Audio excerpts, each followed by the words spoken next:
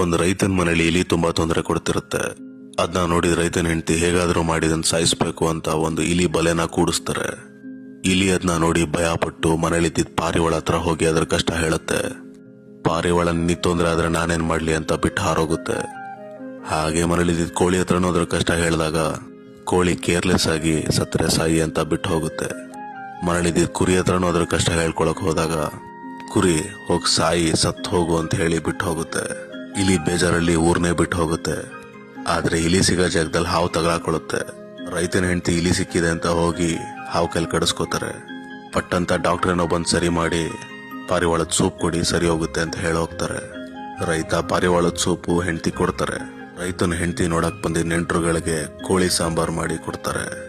ಹೆಂಡತಿ ಸರಿ ಹೋದ ಹರಕೆಗೆ ಪೂಜಾರ್ ಹೇಳ್ದಂಗೆ ಕುರಿನೂ ಬಲಿ ಕೊಡ್ತಾರೆ.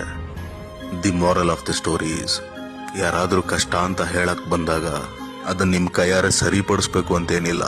ಒಂದು 10 ನಿಮಿಷ ಅದನ್ನ ಕೇಳಿ ಅರ್ಥಕೊಳ್ಳಿ. ಸುಮ್ಮನೆ ಯಾವುದು ನಿಮ್ಮ ಹತ್ರ ಬರಲ್ಲ.